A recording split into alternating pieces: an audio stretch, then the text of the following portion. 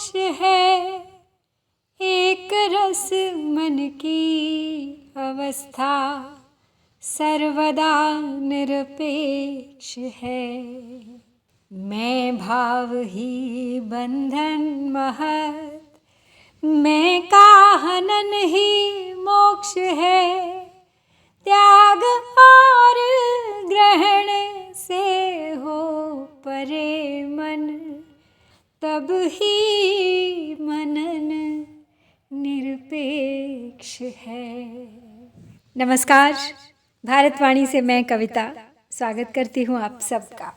अष्टावक्र महागीता पर आधारित मेरी इस श्रृंखला की 19वीं कड़ी में आज है राजर्षि जनक और उनके सद्गुरु अष्टावक्र जी के बीच हो रहे दिव्य संवाद का 9वां प्रकरण। इस प्रकरण का नाम है निर्वाण। इसे निर्वेदाष्टक भी कहते हैं।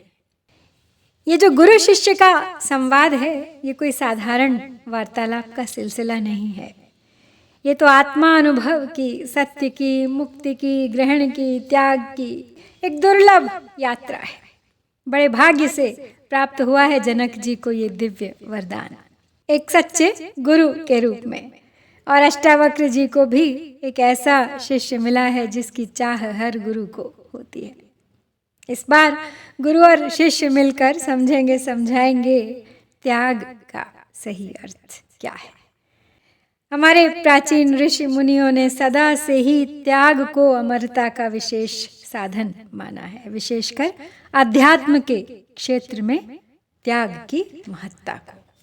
तो त्याग को समझने के लिए उसके साथ अक्सर आने वाले एक अन्य शब्द को भी समझना बहुत जरूरी है, और वो शब्द है हेय।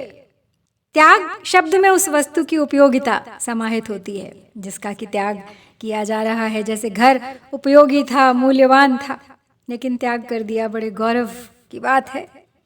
दूसरे लोग ऐसा नहीं कर पाते, लेकिन फलाने ने, अमुक ने ऐसा कर दिया।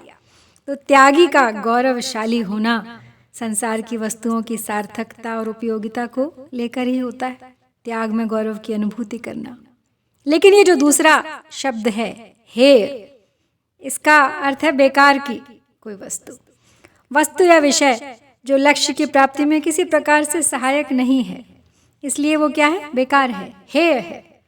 विषयों के हेय दृष्टि होने का परिणाम है सहज ही उस वस्तु का छूट जाना। जब वो बेकार है तो अपने आप सहज ही स्वतः छूट जाती है। त्याग में जिस वस्तु को छोड़ना पड़ रहा है, हेय दृष्टि से उसका छूटना अपने आप हो जाता है। यहाँ छोड़ना पड़ता नहीं है, वो छूट जाता है स्वतः। लेकिन वेदांत की दृष्टि में ये जो हेय है, यही वास्तविक त्याग है। दूसरी दृष्टि से इसी बात पर इस तरह से भी हम विचार कर सकते हैं कि जब सुख के साधनों के बारे में, जिन्हें हम मानते हैं सुख के साधन, ये जान समझ लिया जाए कि अरे यही तो वास्तविक दुख का कारण है, इन्हीं की वजह से, सिर्फ इन्हीं की वजह से सब दुख आते हैं, तो फिर सोचिए कि ऐसे साधनों को छोड़ने का हमें प्रयास करना होगा या वो अपने आप ही छूट जाने चाहिए। देखा जाए तो वो अपने आप ही छूट जाएंगे, क्योंकि जब ये समझ लिया है कि यही दुख के कारण है, और ऐसी स्थिति में उनके छोड़ने का अभिमान भी नहीं रहेगा, क्योंकि वो तो आपके काम के ही नहीं रहे। लेकिन इस बात को समझ लेना, स्वीकार कर लेना आवश्यक है, और ऐसा व्यक्ति सच में दुर्लभ है। तो पहले शिष्य ने जो गुरु के प्रति अपना अनुभव कहा था, ये बताते हुए कि मैंने क्या क्या सीख लिया आपसे, तो अब उसकी दृढ़ता के लिए इस प्रकरण के 8 श्लोकों में वैराग्य का, त्याग का स्वरूप बताया जा रहा है। तो प्रश्न उठता है यहाँ पे कि त्याग कैसे करना चाहिए। कृता कृते च द्वन्द्वानि कदा शान्तानि कस्य वा एवं ज्ञात्वेह निर्वेदाद्भव त्याग परो कृति। कर्म कृत और अकृत दुख सुख शांत कब किसके हुए, त्यक्त वृत्ति अवृति चित्त, निरपेक्ष हैं जिनके हिए। अष्टावक्र जी कहते हैं यह कार्य करने योग्य है अथवा न करने योग्य, और ऐसे ही अन्य द्वंद्व, हाँ या ना रूपी संशय कब भला किसी के शांत हुए हैं। ऐसा विचार करके विरक्त हो जाओ, उदासीन हो जाओ, त्यागवान बनो, ऐसे किसी नियम का पालन न करने वाले बनो। वैराग्यपूर्ण वृत्ति से युक्त हो, त्याग संपन्न होते हुए इन दोनों से परे हो जाओ, इनमें बंधो नहीं। This is to be done and this should not be done. Such confusions have never ended for anybody. Knowing this, be indifferent, be neutral, be ascetic. त्यागी कहने के बाद भी सोचता रहता है कि ये मुझे करना चाहिए या नहीं करना चाहिए। ये सोच विचार अगर उसके भीतर अब भी बना हुआ है तो वो पूर्ण त्याग हुआ ही नहीं। करना त्याग नहीं है, करना तो ग्रहण करना है। छोड़ने पकड़ने का द्वंद्व बना हुआ है इसमें। ऐसे में सुख दुख भी बना हुआ है, और जहाँ द्वंद्व है वहाँ संसार है, बंधन है। बंधन में सदैव अशांति होती है। संसारी जीव शांति की बात सोच सकता है, शांति का आडंबर कर सकता है, लेकिन शांत नहीं हो सकता। यह परम सत्य है। तो ये जनक इस सत्य को जान लो। अष्टावक्र समझाते हैं, जोर देते हैं कि इसमें संशय का प्रश्न ही नहीं उठता, संशय करना भी मत। श्री कृष्ण के शब्दों में संशयात्मा विनश्यति, संशयात्मा को नाश से कोई नहीं बचा सकता। वो दोनों हाथ में लड्डू वाली जो युक्ति है वो परमार्थ के मार्ग पे नहीं चलती। इसीलिए महर्षि जोर देते हैं कि संशय मत कर, पक्का विश्वास कर कि इस संसार में कोई कब शांत हुआ है, अर्थात किसी ने कब शांति पाई है। तो ऐसा मानता हुआ तू अव्रती हो जा। कोई व्रत मत ले, कुछ मत ठान, कोई रेजोल्यूशंस मत कर। अव्रती यह शब्द अत्यंत महत्वपूर्ण है। व्रती का अर्थ होता है प्रतिज्ञा करने वाला। प्रतिज्ञा क्या करेगा? कुछ छोड़ने की या पकड़ने की, कुछ करूंगा आज से या कुछ नहीं करूंगा। व्रत संशय की स्थिति में किया जाता है, लेकिन कोई व्रत कब करता है? जब वो स्वतः नहीं हो रहा है, जब संशय की स्थिति है। व्रत में एक पूर्वाग्रह होता है, जो जैसा है उसे वैसा स्वीकारना व्रत नहीं है। सत्य को पाने के लिए व्रती नहीं, अव्रती होने की जरूरत है। तो पूर्वाग्रही सत्य को कभी नहीं पाता। अव्रती ही वैज्ञानिक होता है, वही सत्य को जानता है। महत्वपूर्ण है यह मंत्र, और यह त्याग शब्द का बहुत ही गहराई से विवेचन करता है। कस्यापि तात धन्यस्य लोकचेष्टावलोकनात्, जीवितेच्छा बुभुक्षा च बुभुत्सोपशमं गता। उत्पत्ति और विनाश धर्मातात विश्व नितांत है, जगत के प्रति जिजीविषा नहीं, संत के भी शांत है। कहते हैं अष्टावक्र जी कि संसार की व्यर्थ चेष्टा को देखकर किसी धन्य पुरुष की जीने की इच्छा या भोगों के उपभोग की इच्छा और भोजन की इच्छा शांत हो पाती है। कोई विरला ही होता है ऐसा, जो संसार के जन्मने मरने और नष्ट होने के स्वरूप को देखकर अपने जीने की, अपने विषयों को भोगने की, उनको जानने की इच्छा को शांत कर सके, उसका दमन कर सके। Blessed and rare are those who observe the useless efforts of others and thereby extinguish their lust for life, luxuries and good food. संसार के अशांत रूप की ओर यहाँ पे संकेत करने के बाद महर्षि ने वैज्ञानिक दृष्टि के महत्वपूर्ण पहलू निरीक्षण की चर्चा की है। प्रत्यक्ष को प्रमाण मानने वाले आगमादि प्रमाणों को नहीं स्वीकारते। प्रत्यक्ष किम प्रमाणम, प्रत्यक्ष से श्रेष्ठ प्रमाण है भी कौन सा। जो स्पष्ट दिख रहा हो उसके लिए किसी अन्य प्रमाण की क्या आवश्यकता। इसी बात को अष्टावक्र जी स्पष्ट करते हैं। तर्कशास्त्रियों ने इसे तुष्यतु दुर्जन न्याय कहा है। सामने वाले के दाव से ही उसको पटकनी दे देना। तो शांति को पाने की राह पर निरीक्षण एक बहुत ही ठोस कदम है। जो जैसा है उसे उस रूप में देखना परमार्थ साधना की नींव है। और फिर जो संसार को उसके असली रूप में देख नहीं सकता वह अगोचर अर्थात इंद्रियों से परे, नाम रूप से परे आत्म तत्व की अनुभूति भला कैसे करेगा।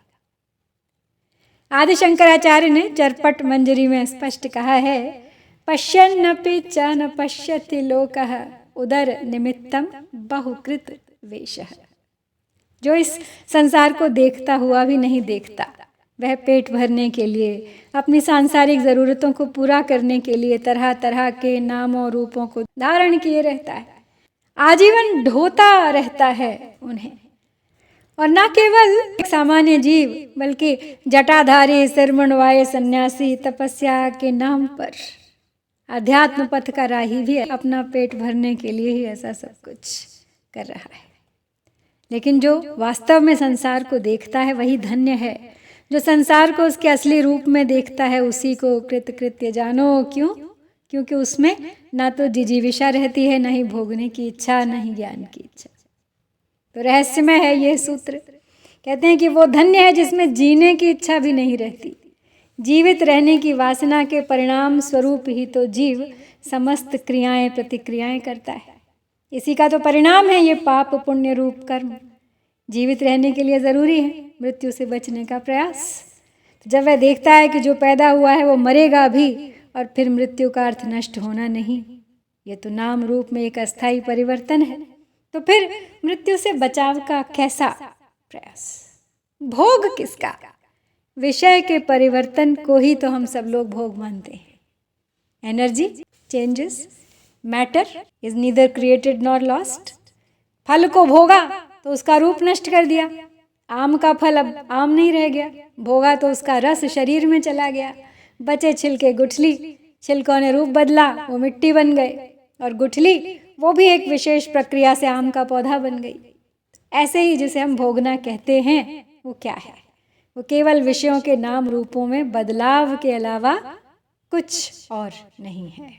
और जो उस बदलाव को देखता है वही धन्य है। ज्ञान किसका? जो सामने दिख रहा है उसे जानने की कैसी इच्छा। ज्ञान में तर्क होता है, संशय विपर्य होते हैं, पक्ष विपक्ष में युक्तियां होती हैं, लेकिन यहाँ तो सब स्पष्ट दिखाई दे रहा है। कोई तर्क नहीं, किसी प्रकार का कोई संशय ही नहीं, सभी युक्तियां निरस्त। यहाँ तो गहरी अनुभूति में शीशे की तरह सब आर पार साफ दिखाई दे रहा है। जब ऐसा होता है तभी प्राप्त होती है शांति, परम शांति। तो अष्टावक्र जी ने यहाँ यह भी कह दिया कि ऐसे महात्मा सभी नहीं होते, ऐसे महात्मा लाखों करोड़ों में से कोई एक होते हैं। और जो इस श्रेणी में आ जाता है बस वही मान लो त्यागी है, वही मोक्षगामी।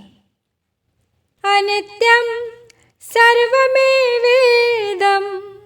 तापत्रय दूषितम् असारं निंदितं हेयमिति निश्चित्य शाम्यति।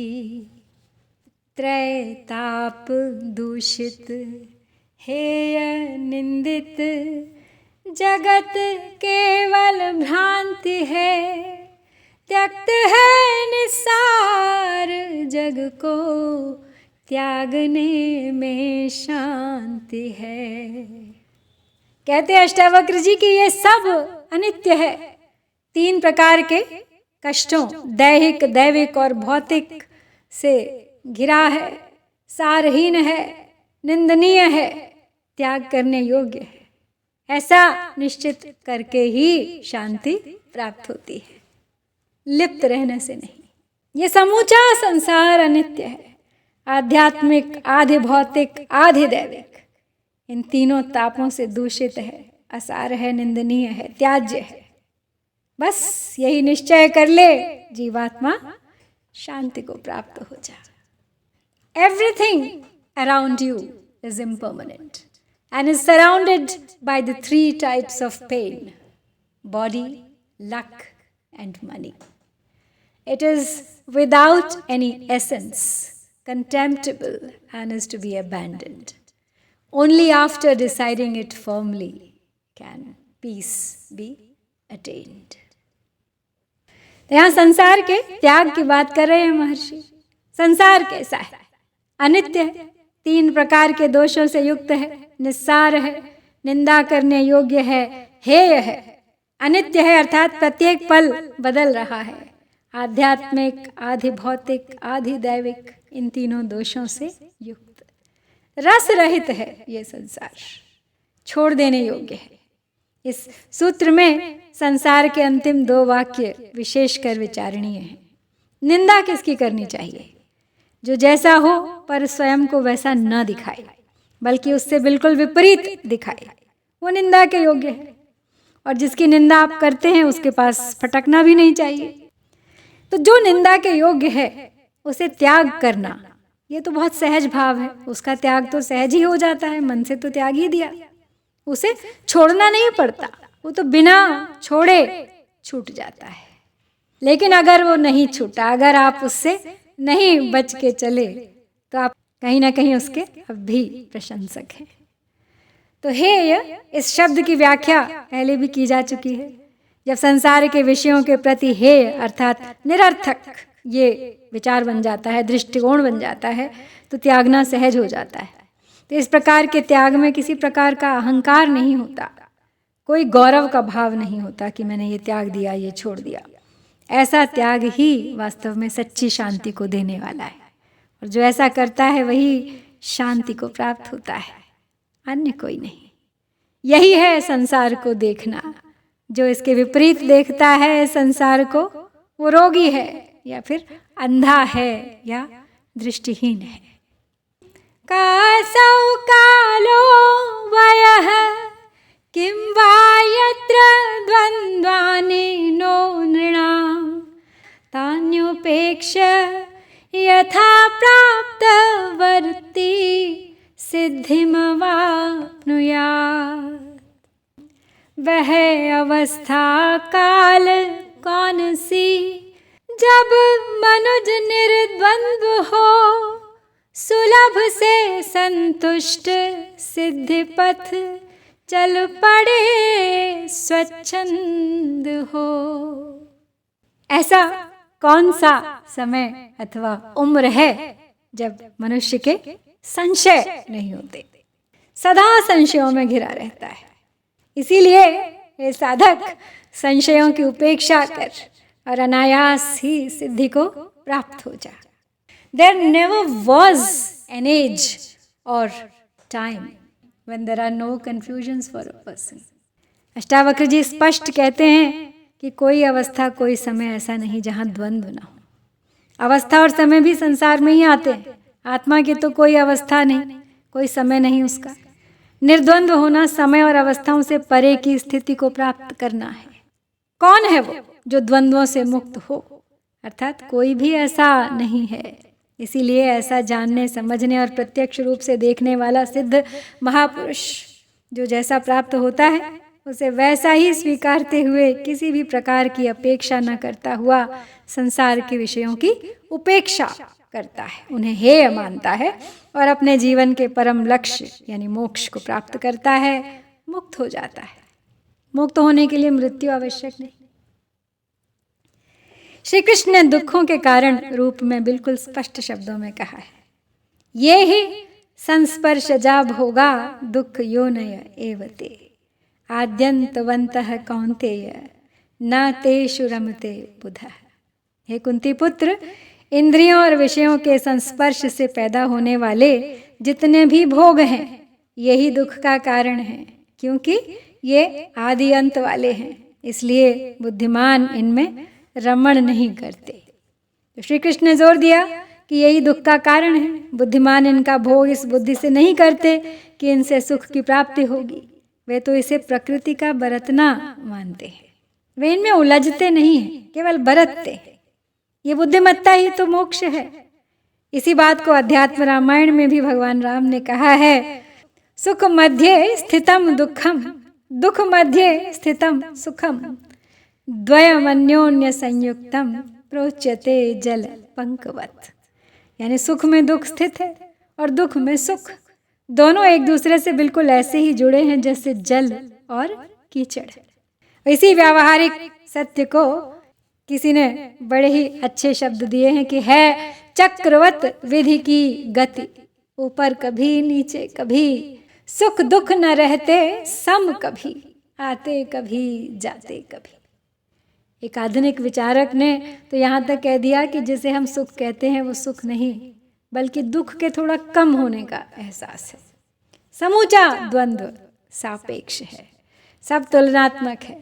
सुख दुख भी एक दूसरे के प्रति तुलना का ही परिणाम है।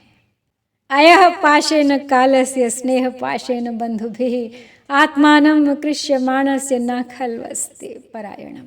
अर्थात मरण काल में यह जीव इधर तो काल के पाशों में बंधा होता है, उधर संबंधियों के स्नेह की रस्सियों से खींचा जाता है, लेकिन कोई भी उसे मृत्यु से बचा नहीं सकता है।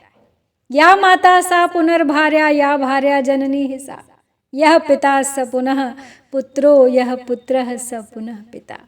अर्थात पूर्व जन्म में जो माता होती है वही पुत्र में स्नेह के कारण उत्तर जन्म में उसकी स्त्री बनती है। जो पूर्व जन्म में पिता होता है वही उत्तर जन्म में पुत्र होता है। जो पूर्व जन्म में पुत्र होता है वही उत्तर जन्म में पिता होता है। बस चलता रहता है ये जीवन चक्र। इसी प्रकार जैसे सायंकाल में इधर उधर से पक्षी उड़कर एक ही वृक्ष पर रात्रि को विश्राम के लिए इकट्ठे हो जाते हैं और प्रातः काल में सब इधर उधर उड़ जाते हैं, वैसे ही इस संसार रूपी वृक्ष में सब जीव कर्मों के वश होकर इकट्ठे तो हो जाते हैं। फिर प्रारब्ध कर्म के भोग के पूरे होने पर सब अकेले अकेले होकर चले जाते हैं। कोई भी स्त्री पुत्र धन आदि इसके साथ नहीं जाते और न साथ आते। इस तरह का विचार करके इनमें मोह कदापि न करें। एक लड़का बाल्यावस्था में सन्यासी हो गया, जब जवान हुआ तो तीर्थ यात्रा करने को जा रहा था।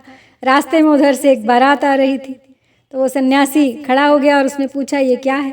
लोगों ने कहा ये बारात है, ये जो लड़का घोड़ी पर सवार है इसकी शादी एक लड़की से होगी।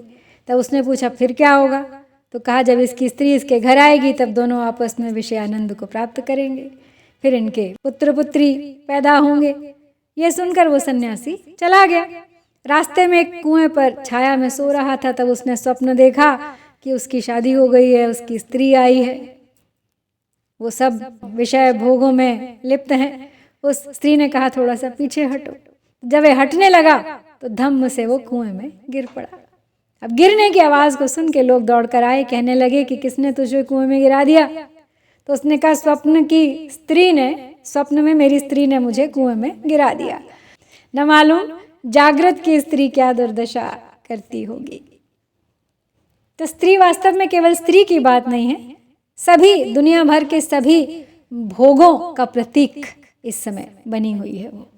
तो उन सब भोगों को प्राप्त करके न जाने इस संसार में क्या होगा। एक और दृष्टांत है, कहा जाता है कि अपुत्र की गति नहीं होती, यानी जिसके कोई पुत्र ना हो उसको मोक्ष प्राप्त नहीं होता। तो इसका मतलब सब पुत्र वालों की मुक्ति हो जानी चाहिए और मनुष्य पशु आदि सभी ज्ञान के बिना ही मुक्त हो जाएंगे जिसके भी पुत्र हो।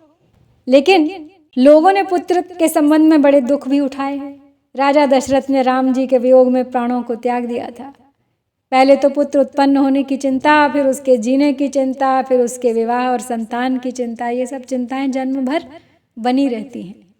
बड़े होने पर पिता की वृद्धावस्था की चिंता, उनकी सेवा आदि सब कुछ। तो देखा जाए तो ये सब संबंध पिता पुत्र स्त्री विवेकी पुरुष के लिए भी दुख के ही हेतु हैं, और इसी तरह और जितने भी विषय हैं सब दुख के ही कारण हैं। इसीलिए अष्टावक्र जी इस बात पे जोर देते हैं कि संपूर्ण विषय वासनाओं से रहित संसार में लाखों में कोई एक ही वैराग्यवान जीवन मुक्त कहा जाता है।